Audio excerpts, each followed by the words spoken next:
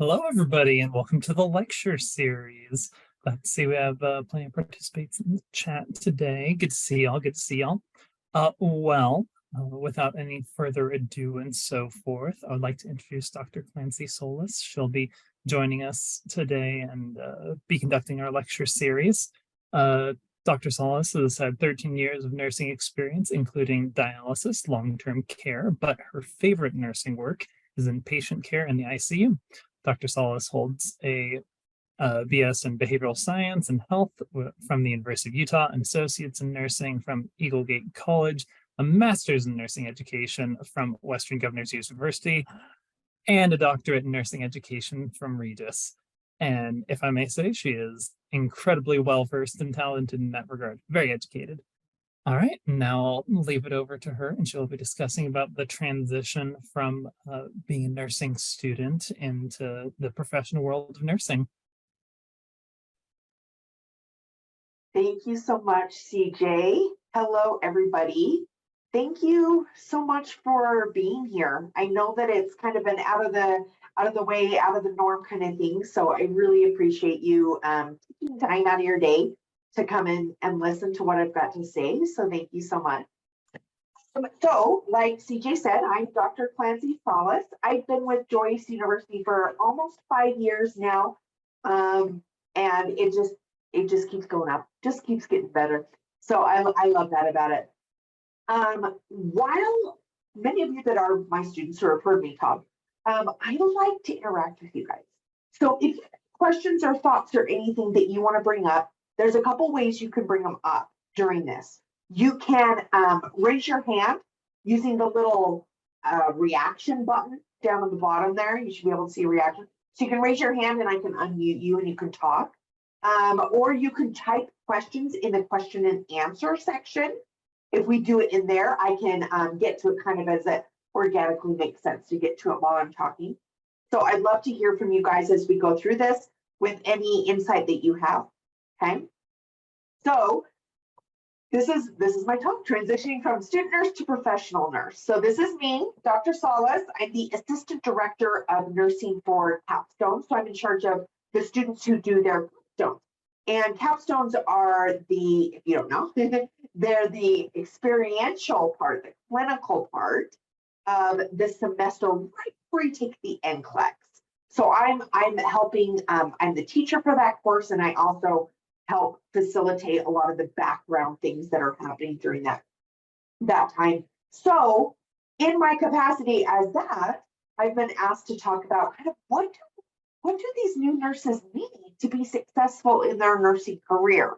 And if you are one of my students, you've probably heard me say a few of these a time or two, but this is the first time I've ever spoken on all of this stuff kind of put together. So here we go. Okay, so first of all, we're going to talk about the transitioning process. There's actually well thought out, documented theories that cover this transition from student to brand new nurse. It also covers from a nurse who's been at the bedside forever to maybe a nurse who goes into education or something like that, right? So we're going to go over that. I'm going to give you a few tips for transitioning from student. And if you're a student, take these, use these. If you're a professor, please feel free, spread the word to the rest of our nursing students. And if you're a staff member, again, spread the word, right? We're also going to talk about coping mechanisms. Nurses, we know it is hard. Some days our hearts are breaking for our clients. If you're not a nurse, I'm sure you know that you've heard it. And students, if your heart hasn't broken yet, it will. Sadly, that's a big part of nursing. So we're going to talk about ways to help that, right? Ways to work with coping with that heartbreak and that emotional strain that nursing can hold over us. And then I'm going to talk about the support we have in place here at Joyce to help new nurses, okay? So let's first talk about the transitioning process. So some of you may have heard of Better's novice to expert theory. She is actually a nurse education researcher, which is rare but she's famous to me. So I'm hoping that that you guys will recognize that she's really amazing coming up with this nursing theory. So the idea is you start off as a novice. So I used these explanatory areas here to describe student nursing going into professional nurse, right? But you could really use them for anything where you're starting off as a newbie, okay? So a novice nurse, this is the first exposure to autonomous nursing. This is the first time you've actually kind of gotten an idea of what being a nurse means. Now you see, students will see a little bit of it in clinicals, but I can't tell you how many of my capstone students are at this novice stage. They tell me, oh my gosh, I finally know what it feels like to be a nurse. I'm not just following a nurse and doing their tests for them, right? They're actually getting to do things and make those decisions and give report to the doctors and things like that, right? So most student nurses that I have interactions with in the capstone area are novice or getting to novice, okay? The next step up is a beginner. So a beginner nurse, this is when you're crafting practice, you're deciding what kind of nurse you want to be, right? Based on orienting and your nurse examples. So you may do things one way because this is how the person who taught you did them. Or you may do things in a different way because this person taught you A and this person taught you B, but you kind of made it your own and made it E, right? So this is where you're beginner. You're finally kind of realizing, okay, this is how I'm going to do things. Not exactly how they're doing it, but I like this way because it works for me. That's a beginner nurse. You're probably in that area once you're out of nursing school in your first year or two of a new unit or a new practice. Okay, so this isn't a hurry and jump to level 5 by Thursday kind of thing. It takes some time. Okay. Level 3 is competent. This means you're capable of routinely managing a full client load on your own. Now, competence is going to look different in every unit, right? So my background, as CJ explained, is ICU, right? That's my big, huge passion. You guys, in ICU, we take 1 to 2 patients. Yeah, if you hand me a third patient, it gets a little tricky. But med-surg nurses routinely handle 5 to 6 patients. They're just doing different cares, right? And then those long-term care nurses, some of them handle up to 30 patients in a 12-hour shift. Mind-boggling. But competency as an ICU nurse versus a long-term care nurse is going to look a little bit different with that full client load. So it could take years to get to that area where you're competent, you feel competent, your charge nurse thinks you're competent, your manager recognizes you're competent, right? It takes time, and that's okay. We all know that. All nurses have been in your shoes, whether we want to admit it or not. We've all struggled, right? So working up to competency takes some time, okay? The next level on Benner's novice to expert theory is proficient. So proficient means not only can you handle a full client load, but you can also work as charge nurse. You can also work on certification, okay? Those of you that know what a charge nurse is, great. Those of you who don't, charge nurses are the ones who kind of run the unit during the shift, right? We assign nurses to go with specific clients. We do routine maintenance on some of the machines. We give report to our supervisors, right? We do that kind of thing. And so you can't really be a charge nurse until you can handle a full client load, right? You can't really jump to proficient unless you've been to competent, because you wouldn't know what to do. You wouldn't know all the areas that need attention as easily, right? And then seeking certifications, that is a big part of the nursing profession. Nurses, just like Joyce, we are always seeking for continual education, right? We're always looking for continual learning opportunities. So with Joyce's financial support and kind of like emotional support, I've been able to get a couple of certifications for mine. I don't know if you guys saw, but at the beginning here, let me go this way. right? At the beginning, I've got all these alphabets after my name.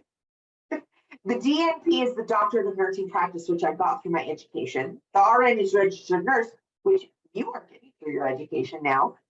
CNE is Certified Nurse Educator. That's a competency. But it's not like I went and took this extremely difficult exam my first day as a teacher. That's just not how it is, right?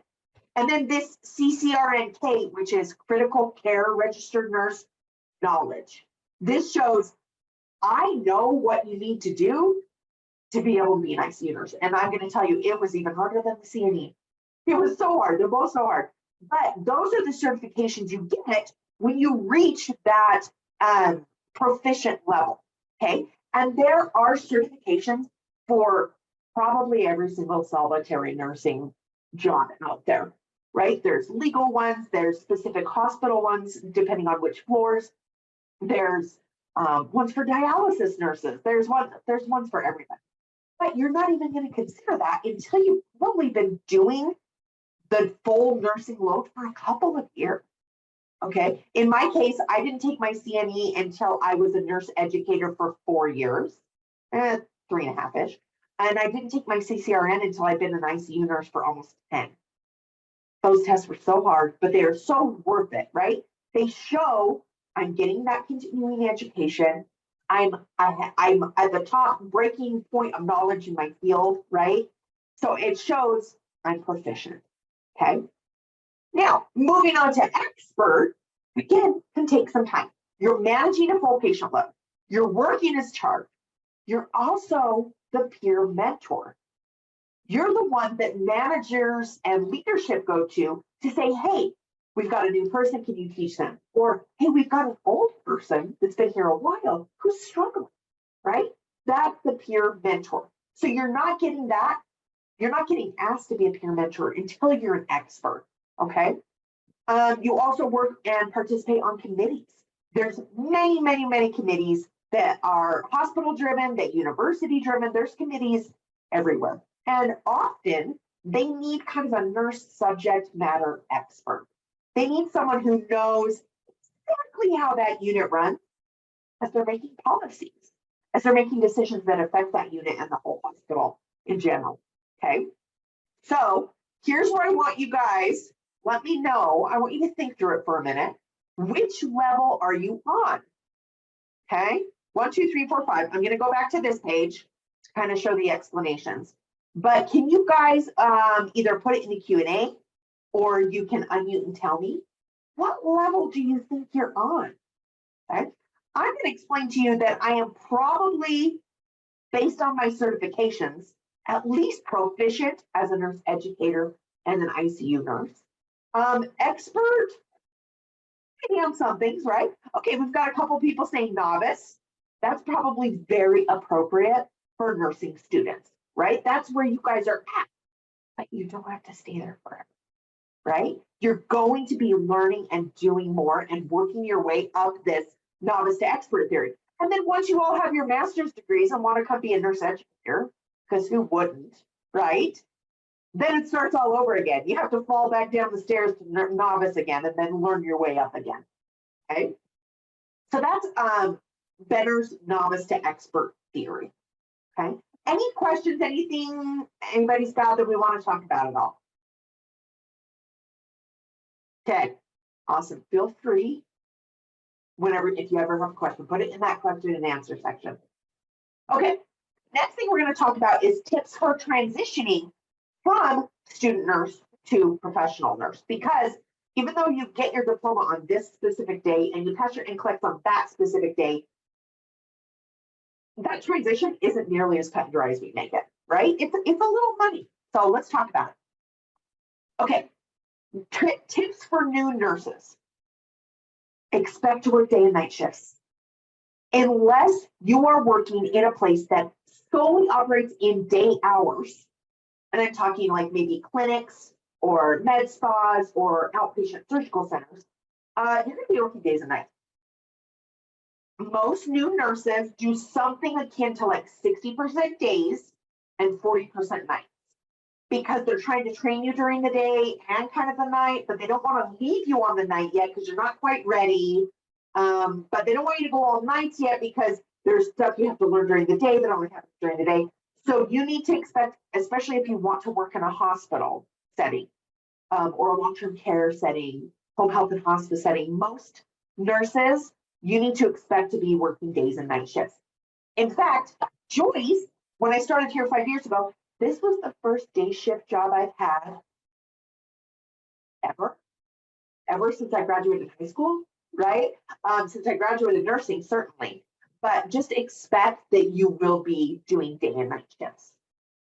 If you come in there as a new grad and be like, yeah, I want to work in your ER and I only want day shifts, they're going to be like, go away, right? That's not how it works in the nursing profession. Usually you build up time in a certain unit, and then they could progressively move you to more days if that's what you're interested in.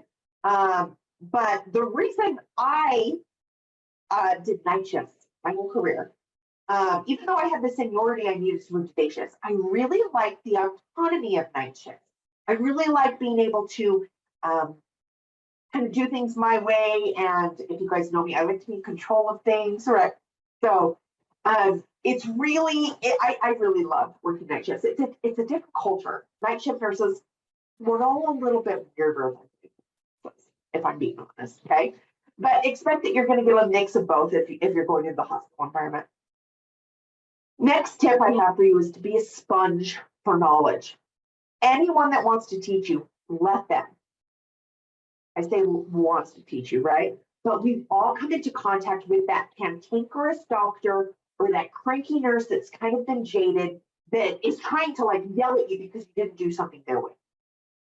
Even though they're not teaching you in a great way, you need to be open to be like, okay, so what are they getting to? Oh, I don't understand how they were interpreting this lab result. Or, oh, there's a better way to hold my hands when I'm doing this procedure or something, right? So even in those degrading comments that seem like your heart's going to break sometimes, right? That you need to have a go have a little cry. There's still that opportunity to soak up knowledge and to look at it from kind of put a positive spin on it. Okay. Next one kind of goes in with that sponge for knowledge. Keep an open mind. If your mind is totally set on one thing all the time, you're not going to learn as much as you need to, right? If your mind is set and be like, okay, I know everything there is to know about this topic, you're never going to be able to learn more. But medicine is constantly changing, constantly changing. I'm talking like sometimes minute to minute it changes, right? So we've got to keep an open mind that, okay, I know, you know, and when something new comes in, let me analyze it. Is this good for my practice? Is this good for my client? And then start incorporating it if it is, right? The next one is a huge one. And I learned this, thankfully, at my very first ICU job. Don't sit down until everyone else is sitting down. If there is a nurse giving a bath, go help. If I ever hear a nursing student say, well, that's CNA work, I'm like, you don't deserve to be a nurse then. A lot of what we do is help our CNAs. Our CNAs are amazing. And if you've ever done any nursing shift without a CNA, you will know it's hard work, right? So don't sit down and do something if you've got another nurse that's running around crazy behind you. Oh, I got this stuff to do. Go ask if you can do something for them. Go just start, cleaning their patients up or taking their patients on a walk, whatever needs to be done, because that's going to build an amazing culture where you work. Okay. And if you're just sitting down playing on your phone and another person's just running around like crazy when you can help, right? That's not what we signed up for as nursing, right? We want to help. We want to help others, and that includes our peers. Okay.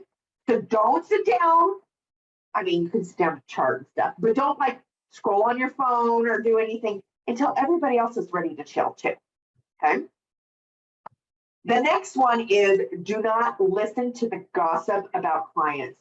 Oh my gosh, I can't tell you how many nurse to nurses I've been in where the previous nurse is like, oh my gosh, you are going to hate this patient. They are so annoying, blah, blah, blah, blah, blah, blah, blah, right?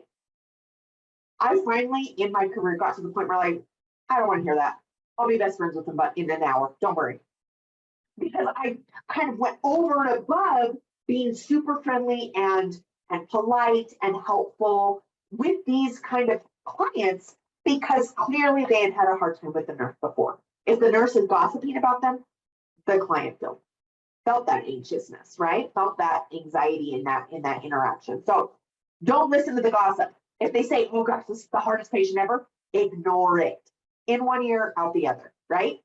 You are going to make it so that you have a good therapeutic relationship with that client, right? Another tip I've got for you is follow the institution's rules. This may sound very obvious, right? Especially to new nurses. Well, why wouldn't I follow the rules? Well, as older nurses, we kind of get lazy sometimes, which we shouldn't be doing, right? We kind of do things are like, oh, yeah, I used to do it this way, but then they changed the rules, but I'm still going to do it this way. No, there is a reason behind the rules and why they're in place.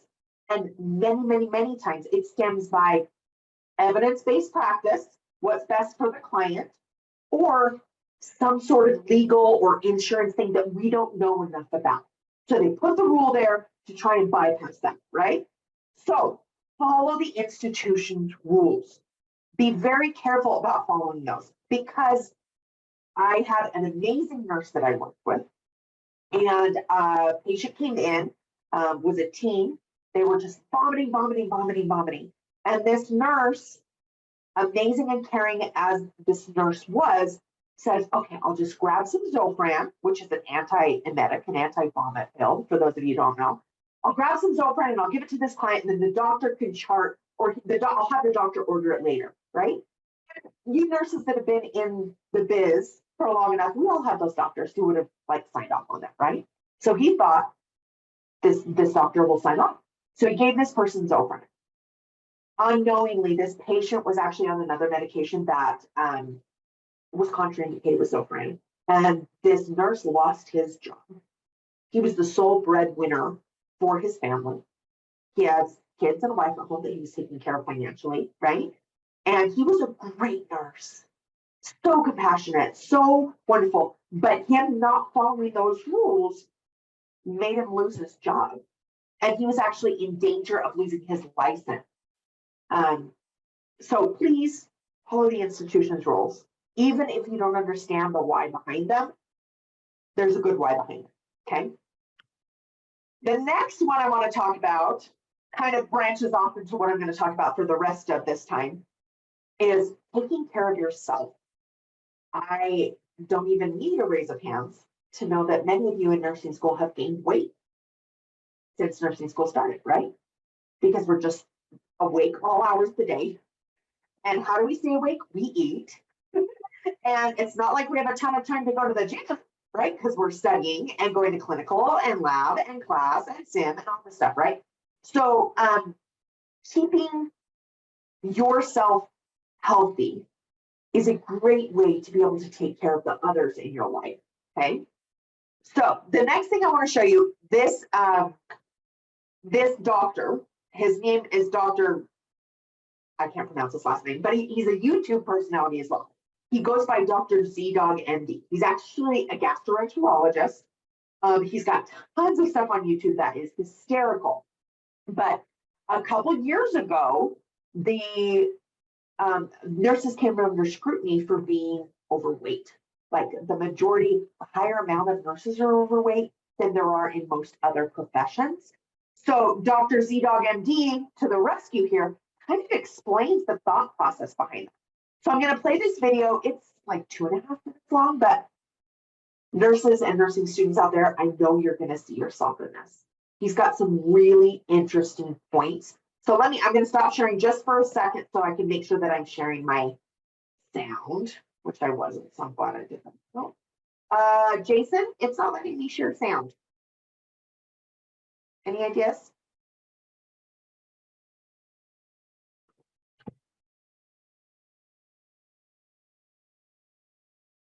Okay, well, let's share and see if you guys can hear it.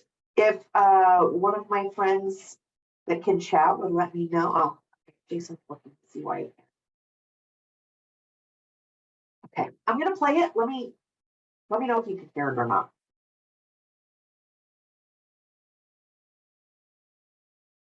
Can you guys hear? Nope. Okay, nobody can hear. Well, if we can figure that out, let me try one more time. If not, you guys might just have to read what he says in his subtitles. I'll forget this with that.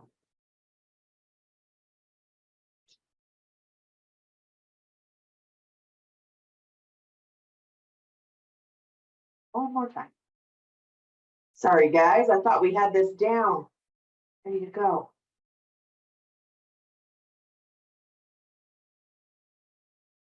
Okay. Well, how do you guys feel about reading subtitles?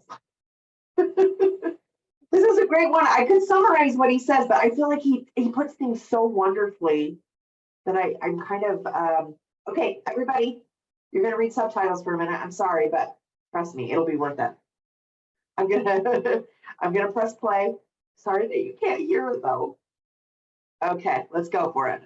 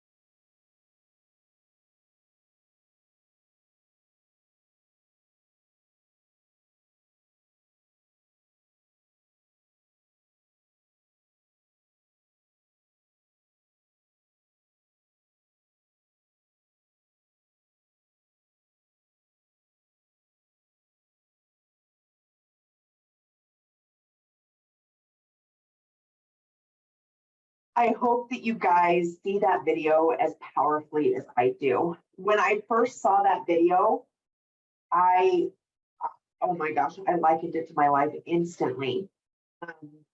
I don't think I've ever spoken to a nurse who's been practicing who hasn't had real adversity, like Dr. Ziad MD talks about. Adverse childhood events, right? Everyone's heard of these, the ACEs. These are things that happen in our childhood that kind of shape who we are. And nurses have a surplus of those ACEs. And we are the people who took those ACEs and turned it into caring for others. We don't want those things to happen to us to happen to others, right? So we've kind of become nurses. And I would be surprised if any nurses on this call would say, my childhood was fantastic, right? We've all kind of been lured there and drawn to the profession of nursing. So I love that he puts here that we're not fat because we're lazy, right? It's multifactorial. There's a lot of stuff. Now, the reason I bring this up is because it is very easy to put on even more weight as you're transitioning to a new nurse. One, you're gonna wear pajamas to work. I mean, scrubs, right? The most comfortable thing ever. But they don't really tell you, like jeans do, that you're getting kind of chubby, right? So I really like to at least point that out and have that in new nurses' minds as they're going in, changing in this way, right? So I wanted you guys to know that. So if you have any comments, thoughts, anything, feel free to use the little reactions button and raise your hand or put anything in the chat. But we're also going to save like a few minutes at the end as well, so we can do a Q&A too. So now let's talk about coping mechanisms, okay? So coping mechanisms, we want to do something that helps us process what we've gone through. And it could be something wonderful we went through, right? Oh my gosh, I get to do my first code. Now you non-nurses seeing this might think we're ridiculous, but codes are awesome. They are so much fun.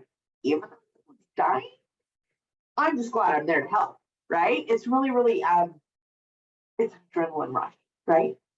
So you can cope with things like that are harder to process, but you can also cope with mistakes and failures. And okay, I got yelled at for doing this wrong. Why did I do it wrong? Let's go back and process that, right? So some good coping mechanisms would be, first of all, reflection. Think through, or even better, write down what happened, right? Write down what happened in one color pen, and then go through with a different color pen and realize, okay, I could have changed this. In the future, I'm going to change that. I like how this went, right? And reflect on the scenario. I had a really rough time with one of the doctors I used to work with. And in fact, I was trying to advocate for my patient, and he didn't want me to, and I felt bullied. I felt like he was putting my patient at risk. And the doctor just really wouldn't listen to me. So I charted my heart out, because that's what nurses do to cover our butts. Chart. The patient ended up dying of something that I anticipated happening. And I had all this documentation, and I took it to the hospital where I worked at. And they're like, okay, well, that's good to know. Great. Then I took it to the medical board where I worked at, and they investigated it a bit. But the only way I was able to like show them, explain everything, is because I did a lot of reflection, a lot of writing things down, figuring out where things went wrong. And it really helped me when I was trying to let the state know about this doctor that I deemed dangerous, right? So reflecting kept it in my memory though. Like I can even tell you like pretty close to the times things happened because I reflected on it, right? And nothing like that, I mean, hopefully will ever have to happen again, right? Because it was really hard to see that patient pass away with something that I felt I had caught before, right? Another great coping mechanism, and if you're my student, you have heard this or you will hear it from me, therapy. Oh my gosh, therapy is the best. I recommend therapy for everyone, not just nurses, okay? because as a nurse, I'm married to a pharmacist. I mean, he's in healthcare. He gets some things. He knows about meds and side effects and patients that won't listen to you. He knows that. But if I go up to my pharmacist husband and say, I had a really hard time today because I can still see that guy's face as I cracked his ribs open when I had to do CPR, right? Not a lot of people, even people in healthcare, are going to get that. My husband doesn't like blood. So I tell him, oh my gosh, I had this big blood spray across the ceiling, on my shirt, everywhere. He's going to be sicked out. You as nurses probably want to hear more about why the blood was spraying. It was arterial blood. Pretty cool. But therapy helps with that. It helps you to do that reflection orally. It has someone you can bounce ideas off of. It has someone that knows a therapeutic way to respond to you, right? So I have therapists. I've had a therapist for a very, very long time, but I recommend therapy to all nurses, new or old, because therapy can help decrease your chance of burning out. If you have someone to work through these hard topics with, and I'm not just talking patient death, I'm talking about the doctor who's being a bully. I'm talking about the politics of whatever facility you're at. I'm talking about the good things that happen as well, right? You need to be able to process that kind of thing, and reflection and therapy are great, healthy ways to do that, okay? And they're actually special healthcare worker therapists. My therapist isn't. She's a normal social worker, licensed social worker, but she has a lot of healthcare providers on her roster. So I love her. I can't sing her praises more. Now, just know, therapists can sometimes take some time, right? Sometimes you pick one because he's on your insurance and he doesn't really connect with you, right? So go to another one. And if that doesn't work, go to another one. You're not going to make it through even 5 before you find one you like. I'm certain of it. Okay. But therapy is so important to preventing that burnout, to preventing bringing your work home with you, right? Sometimes when I worked up at LDS Hospital, which is downtown Salt Lake, and I lived in Taylorsville. And so that drive took 20-ish, 5-ish minutes, depending on the traffic. But sometimes I was really grateful that the drive took a long time, because for the first half of the drive, I would sit there silent with my hands on the wheel, 10 and 2, be like, what just happened? What is going on? And then the last half of it was like the loudest rock music I could have, because I needed to be able to chill out before I got home and I had to take my daughter to school, right? Because I worked back.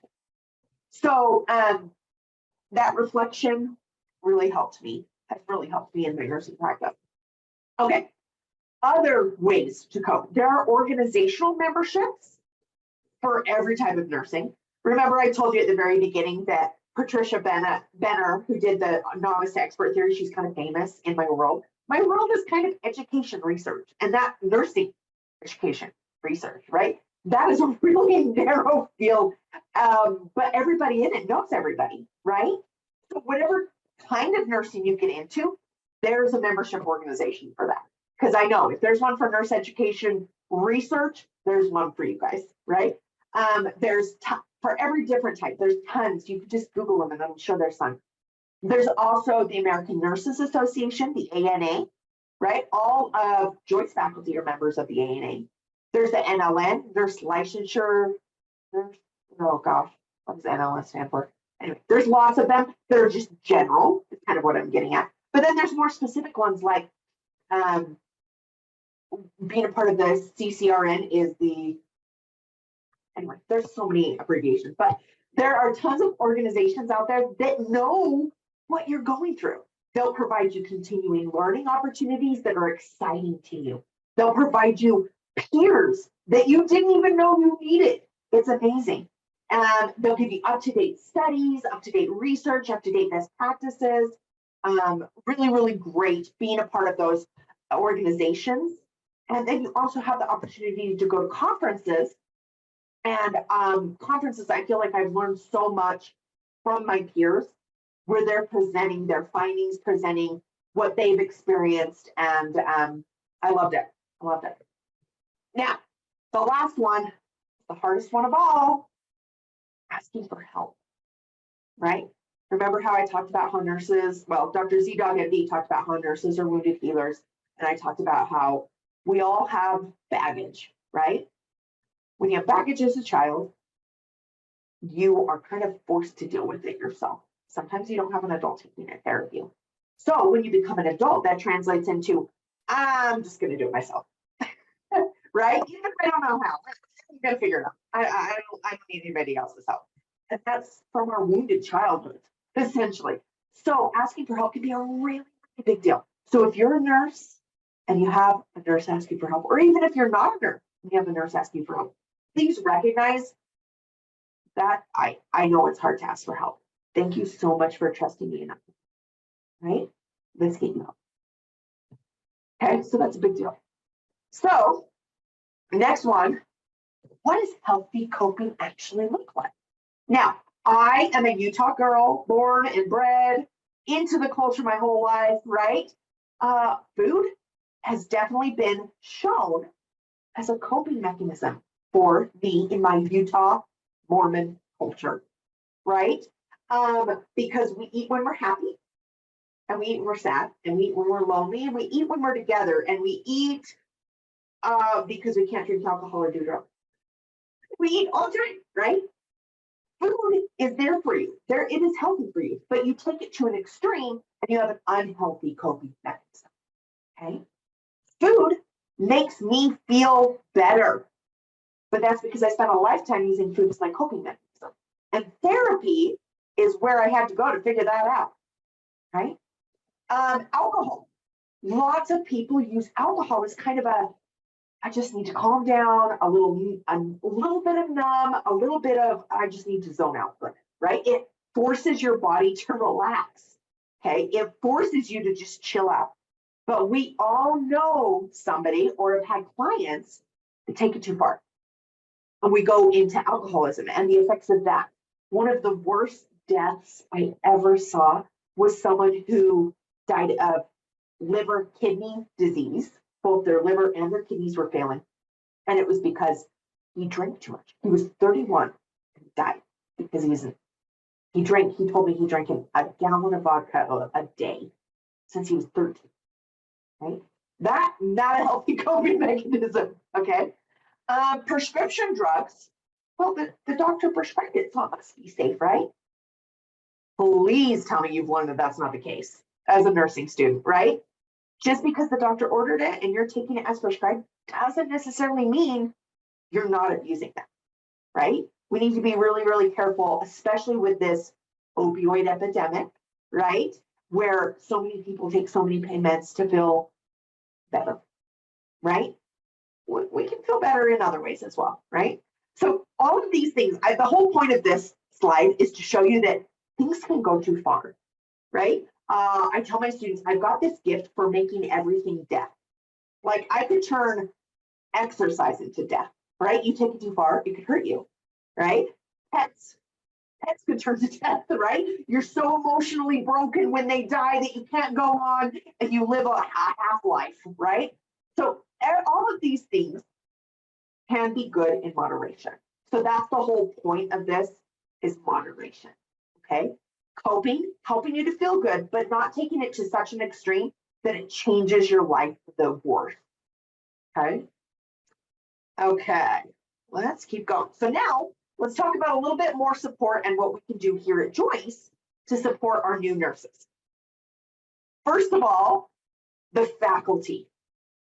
I probably am speaking for all of my colleagues, but I absolutely love it when students come to me. It's my second favorite. When students come to me and they're like, I trust your judgment. What am I going to do? How do I feel? I need some advice, right? I love that. And I guarantee you all your faculty members do, right? My very favorite thing is to see students light up when they actually get a concept that's been connected. That's my favorite. But we all want to do this for you. And I know that the nursing students out there connect with different instructors at different things, right?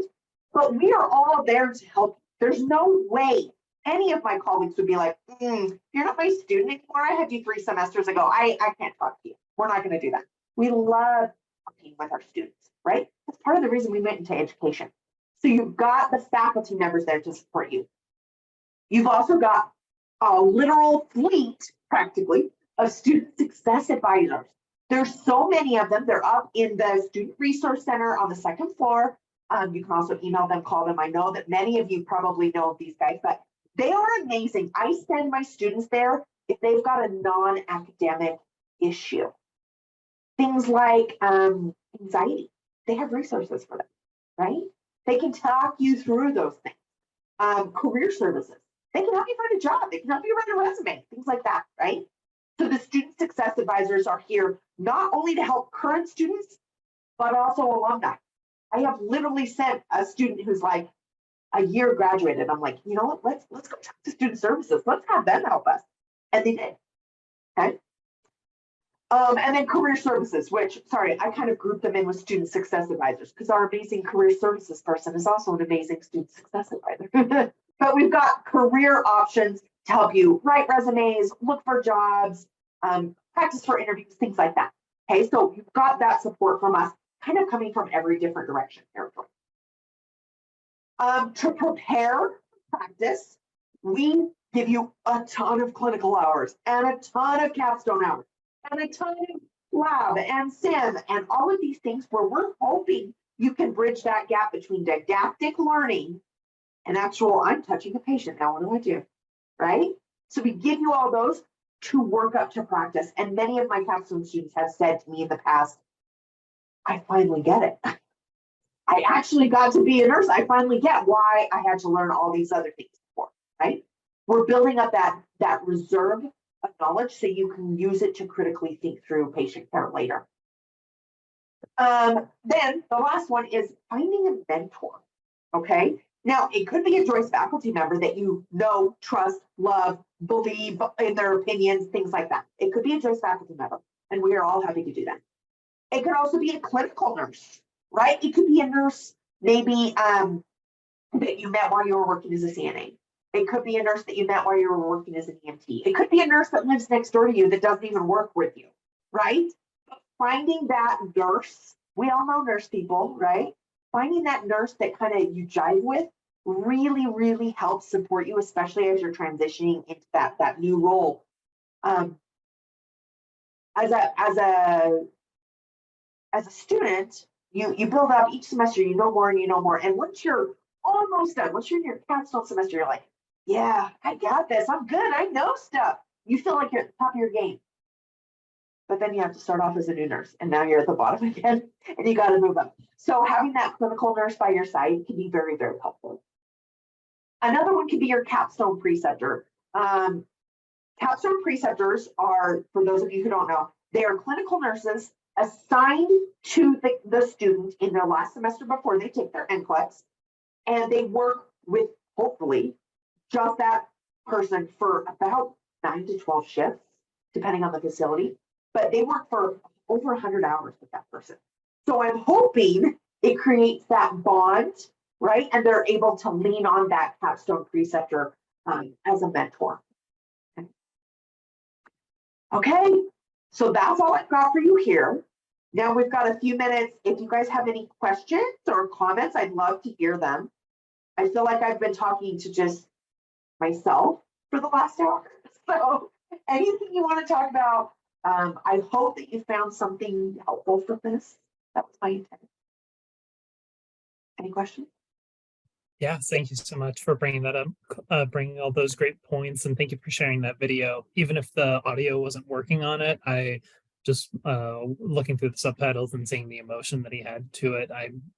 Me personally, I really appreciate that. Yeah, if anybody has questions, please throw them into the Q&A section or include them in the chat. That would be fantastic. And everyone give a round of applause for Clancey for the fantastic lecture series.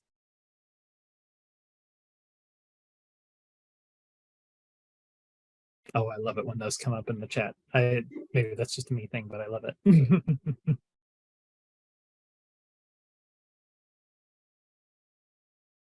Well, I'm just that fantastic. Nobody has any questions. That's great.